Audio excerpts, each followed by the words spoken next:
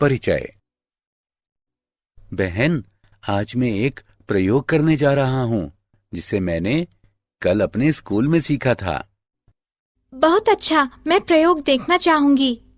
हाँ बिल्कुल, हम एक द्रव का तापमान मापने जा रहे हैं। हमें गर्म पानी के एक फ्लास्क और एक थर्मामीटर की जरूरत है। पहले हम थर्मामीटर को गिलास में डुबोते हैं। उसके बाद हम पानी के सही तापमान को मापते हैं। भैया, यह थर्मामीटर कैसे कार्य करता है? सुनो, थर्मामीटर के अंदर पारा होता है। जब हम थर्मामीटर को गर्म पानी में रखते हैं तो पानी की ऊष्मा से पारे में प्रसार होता है। पारा जिस बिंदु पर रुक जाता है वह बिंदु पानी के तापमान को इंगित करता है। बड़ा रोचक है और मैं इसके बारे में और अधिक जानना चाहती हूँ। छात्रों, आज हम द्रव्य के तापीय गुणधर्मों के बारे में और अधिक अध्ययन करेंगे। उद्देश्य: पाठ के अंत में आप निम्न करने में सक्षम हो जाएंगे।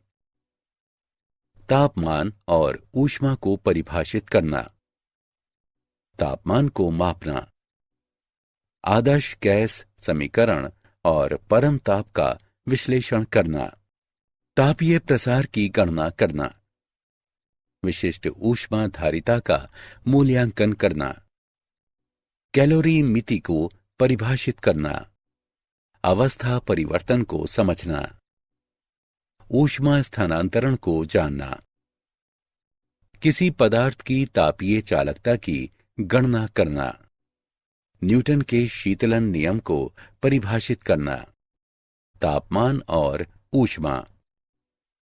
एक पिंड के तापमान को पिंड की गर्माहट या ठंड की कोटि के रूप में परिभाषित किया जाता है।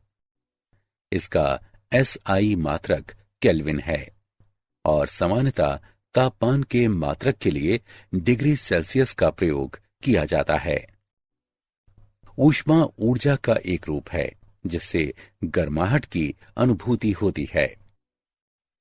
इसका SI मात्रक जूल है और आमतौर पर मात्रक के लिए कैलोरी का उपयोग किया जाता है। 1 कैलोरी बराबर 4.184 जूल।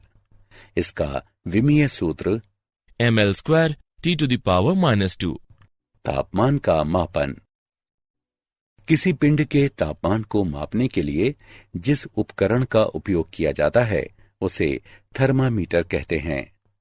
थर्मामीटर को विभिन्न पैमानों पर डिजाइन किया जाता है जो इस प्रकार है: सेल्सियस पैमाना, फ़ारेनहाइट पैमाना, केल्विन पैमाना और र्यूमर पैमाना। जल के क्वथनांक को ऊपरी नियत बिंदु कहते हैं।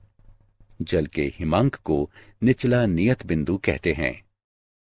विचार करें कि किसी पिंड का सेल्सियस पैमाने पर तापमान C हो और फ़ारेनहाइट पैमाने पर तापमान F हो तो C/100 बराबर F-32/180।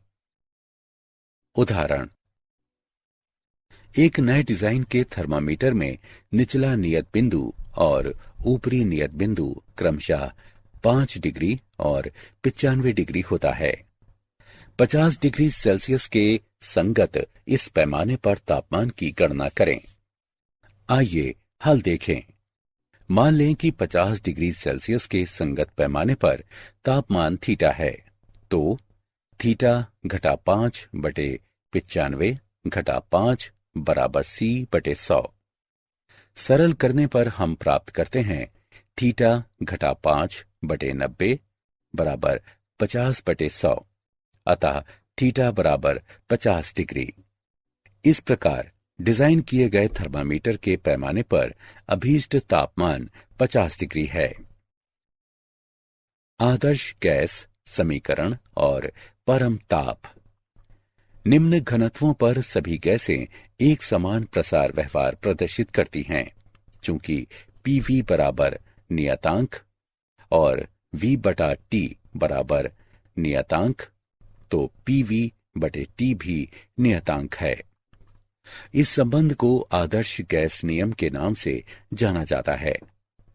आदर्श गैस समीकरण को इस प्रकार भी लिखा जा सकता है, PV बराबर म्यू आर टी, जहां म्यू बराबर गैस के एक नमूने में मोलों की संख्या और आर बराबर सार्वत्रिक गैस नियतांक। नियतांक आयतन गैस थर्मामीटर में तापमान दाब के पदों में पढ़ा जाता है। परम ताप वह तापमान जिस पर कंपन को छोड़कर समस्त आणविक गतिविधि रुक जाती है, परम ताप कहते हैं। यह अत्यधिक निम्न तापमानों पर गैसों के व्यवहार से गणनाओं और प्रेक्षणों द्वारा प्राप्त एक सैद्धांतिक मान है। परम ताप को घटा 273 डिग्री सेल्सियस के बराबर माना जाता है। तापीय प्रसार। तापीय प्रसार को एक ऐसी प्रक्रिया के रूप में परिभाषित किया जाता है जिसमें कोई पदार्थ गर्म करने पर फैलता है। तापीय प्रसार के निम्न प्रकार हैं। रेखीय प्रसार। प्रसार के इस प्रकार में पदार्थ केवल एक ही दिशा में फैलता है, अर्थात लंबाई में। क्षेत्रीय प्रसार। प्रसार के इस प्रकार में पदार्थ दो दिशाओं में फैलता है, अर्थात लंबाई और चौड़ाई में। आयतन प्रसार। प्रसार के इस प्रकार में पदार्थ तीन दिशाओं में फैलता है, अर्थात लंबाई, चौड़ाई और ऊंचाई में। रेखीय प्रसार। मान लें कि L लंबाई की एक छड़ है जिसे डेल्टा T तापमान से गर्म किया जाता है, और मान लें कि इसकी लंबाई L डैश हो जाती है। लंबाई में परिवर्तन मूल लंबाई और तापमान में परिवर्तन के अनुक्रमानुपाती होता है। इससे प्राप्त होता है L डैश घटा L अनुक्रमानुपाती L डेल्टा T, या L डैश घटा L बराबर alpha L delta T। Alpha का मान बराबर L डैश घटा L डेल्टा T, जहां अल्फा बराबर रेखीय प्रसार गुणांक है। किसी छड़ की सामग्री के रेखीय प्रसार गुणांक को प्रति इकाई इसके तापमान में वृद्धि या परिवर्तन प्रति इकाई मूल लंबाई इसकी लंबाई में परिवर्तन के रूप में परिभाषित किया जाता है। क्षेत्रीय प्रसार। तापमान T1 पर मूल पृष्ठ क्षेत्रफल A वाले एक समतल पर विचार करें। मान लें कि तापमान T2 पर समतल का क्षेत्रफल A है। इससे प्राप्त होता है A घटा A अनुक्रमानुपाती A डेल्टा T, या A घटा A बराबर beta A delta T। Beta का मान बराबर A घटा A बटे A डेल्टा T, जहां बीटा बराबर क्षेत्रीय प्रसार गुणांक। क्षेत्रीय प्रसार गुणांक को प्रति इकाई इसके तापमान में वृद्धि या परिवर्तन प्रति इकाई मूल क्षेत्रफल पिंड के क्षेत्रफल में परिवर्तन के रूप में परिभाषित किया जाता है। आयतन प्रसार गुणांक। तापमान T1 पर मूल आयतन V के एक गोलीय पिंड पर विचार करें। मान लें कि तापमान T2 पर पिंड का आयतन V है। इससे प्राप्त होता है V घटा V अनुक्रमानुपाती V डेल्टा T, या V घटा V बराबर gamma V delta T। Gamma का मान बराबर V घटा V बटे V डेल्टा T, जहां गामा बराबर आयतन प्रसार गुणांक। आयतन प्रसार गुणांक को इसके तापमान में प्रति डिग्री वृद्धि या परिवर्तन प्रति इकाई मूल आयतन पिंड के आयतन में परिवर्तन के रूप में परिभाषित किया जाता है। विशिष्ट ऊष्मा धारिता। किसी पदार्थ की विशिष्ट ऊष्मा को इसके इकाई द्रव्यमान के तापमान को 1 डिग्री सेल्सियस बढ़ाने के लिए आवश्यक ऊष्मा की मात्रा के रूप में परिभाषित किया जाता है। इसे C से निरूपित करते हैं। इसका SI मात्रक जूल प्रति किलोग्राम प्रति केल्विन है। इसका विमीय सूत्र m to the power 0 L square T to the power minus 2 K to the power minus 1.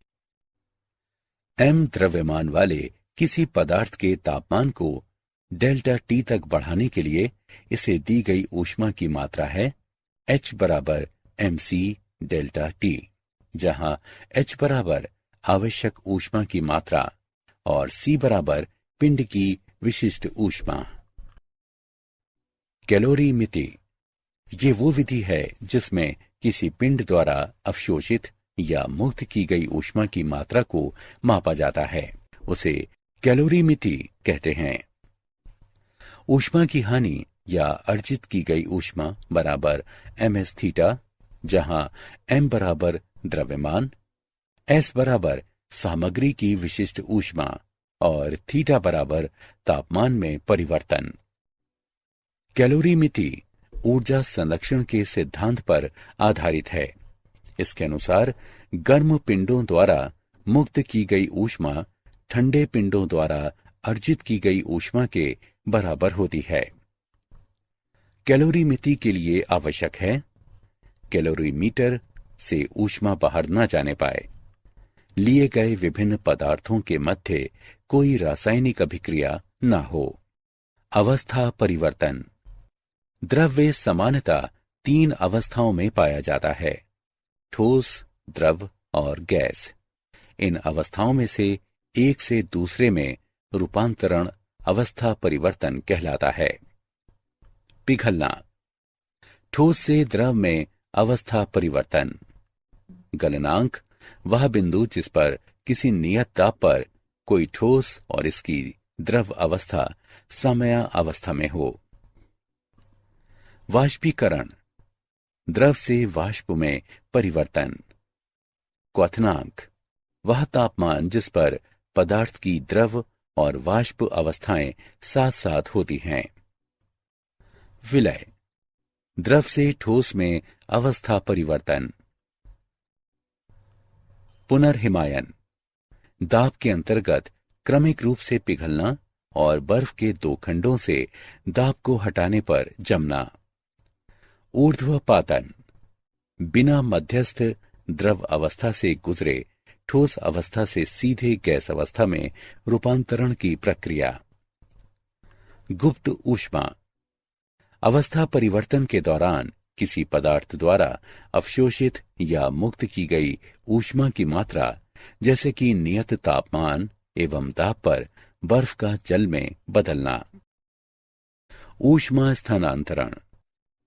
ऊष्मा 3 तरह से संचरित हो सकती है, चालन द्वारा, संवहन द्वारा, विकिरण द्वारा। चालन। किसी ठोस पदार्थ के एक सिरे से दूसरे सिरे तक घटक कणों की वास्तविक गति के बिना ऊष्मा स्थानांतरण। संवहन। घटक कणों की वास्तविक गति से ऊष्मा उच्च तापमान वाले क्षेत्र से निम्न तापमान वाले क्षेत्र की ओर स्थानांतरित होती है। विकिरण। ऊष्मा उच्च तापमान वाले एक पिंड से निम्न तापमान वाले एक दूसरे पिंड तक उनके बीच किसी प्रत्यक्ष संपर्क के बिना स्थानांतरित होती है। किसी पदार्थ की तापीय चालकता किसी ठोस के उच्च तापमान से निम्न तापमान की ओर स्थानांतरित ऊष्मा की मात्रा इसके पृष्ठों के अनुप्रस्थ क्षेत्रफल, दोनों पृष्ठों के मध्य तापांतर, समय के अनुक्रमानुपाती और दोनों पृष्ठों के मध्य की दूरी के व्युत्क्रमानुपाती होती है। इससे प्राप्त होता है Q बराबर KA T1 घटा T2 T बटे D, जहां K एक समानुपाती नियतांक है और इसे पदार्थ की सामग्री का तापीय चालकता गुणांक कहते हैं। किसी पदार्थ के तापीय चालकता गुणांक को एकांक समय में उस पदार्थ के एकांक घन के एक पृष्ठ से इसके विपरीत पृष्ठ की ओर स्थानांतरित ऊष्मा की मात्रा के रूप में परिभाषित किया जा सकता है जब इन दोनों पृष्ठों का तापांतर एकांक हो। उदाहरण, आइए तापीय चालकता का एक उदाहरण लेते हैं। बराबर लंबाई की दो छड़ें A और B हैं। प्रत्येक छड़ के सिरों का तापमान T1 और T2 है। क्या शर्त है कि छड़ों A और B से ऊष्मा के प्रवाह की दरें बराबर हो जाएं? आइए हल देखें। दिया है L1 बराबर L2। क्योंकि छड़ों से ऊष्मा के प्रवाह की दरें बराबर हैं, इसलिए डेल्टा Q1 बटे डेल्टा T बराबर डेल्टा Q2 बटे डेल्टा T। व्यंजक को हल करने पर हमें प्राप्त होता है A1 बटे A2 बराबर L1 बटे L2 गुणा K2 बटे K1। अतः A1 बटे A2 बराबर K2 बटे K1। इस प्रकार दोनों छड़ों का अनुप्रस्थीय क्षेत्रफल उनकी तापीय चालकताओं के व्युत्क्रमानुपाती होना चाहिए। न्यूटन का शीतलन नियम। इसके अनुसार एक पिंड के शीतलन की दर पिंड के तापांतर और परिवेश के अनुक्रमानुपाती होती है। शीतलन की दर अनुक्रमानुपाती T घटा T0। यह नियम वैध है जब तापांतर बहुत अधिक ना हो। आइए उपपत्ति देखें। विचार करें कि तापमान T पर एक पिंड T0 तापमान वाले परिवेश में है, तो पिंड द्वारा प्रति सेकंड उत्सर्जित ऊर्जा है E बराबर सिग्मा अवयव है A T घटा T0 गुणा T जमा T0 गुणा T वर्ग जमा T0 वर्ग। चूंकि T0 के अत्यंत निकट है, अतः E अनुक्रमानुपाती T घटा T0 है। शीतलन की दर अनुक्रमानुपाती T घटा T0 है। यही न्यूटन का शीतलन नियम है।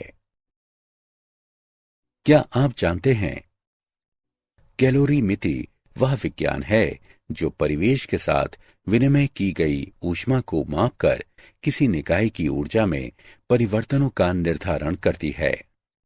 एक आदर्श गैस के लिए आयतन तापीय प्रसार प्रक्रिया के उस प्रकार पर निर्भर करता है जिसमें तापमान बदलता है।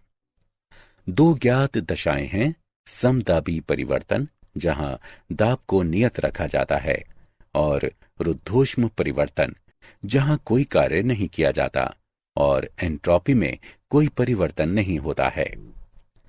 अलग अलग तापमान वाले परिवेश में रखी कुछ तापमान वाली एक वस्तु के ताप परिवर्तन को स्वरूप देने के लिए न्यूटन के शीतलन नियम का प्रयोग किया जाता है। सारांश। आइए हमने जो कुछ सीखा है उसे संक्षेप में दोहराएं। किसी पिंड का तापमान मापने के लिए जिस उपकरण का प्रयोग किया जाता है उसे थर्मामीटर कहते हैं। तापीय प्रसार को एक ऐसी प्रक्रिया के रूप में परिभाषित किया जाता है जिसमें कोई पदार्थ गर्म करने पर फैलता है। किसी पिंड के ऊष्माधारिता को पूरे पिंड के तापमान को 1 डिग्री सेल्सियस बढ़ाने के लिए आवश्यक ऊर्जा की मात्रा के रूप में परिभाषित किया जाता है। कैलोरीमिति ऊर्जा संरक्षण के सिद्धांत पर आधारित है, जिसमें गर्म पिंडों द्वारा ऊष्मा की हानि ठंडे पिंडों द्वारा अर्जित ऊष्मा के बराबर होती है। अणुओं का अपने समीपवर्ती अणु के साथ संघट्ट द्वारा ऊष्मा का स्थानांतरण चालन कहलाता है। संवहन ऊष्मा स्थानांतरण का एक ऐसा तरीका है जिसमें अणु ऊष्मा को स्थानांतरित करने के लिए एक स्थान से दूसरे स्थान तक गति करते हैं। विकिरण ऊष्मा स्थानांतरण का सबसे त्वरित तरीका है जिसमें किसी माध्यम की आवश्यकता नहीं होती। न्यूटन के शीतलन नियम के अनुसार एक पिंड द्वारा ऊष्मा हानि की दर परिवेश से तापांतर के अनुक्रमानुपाती होती है।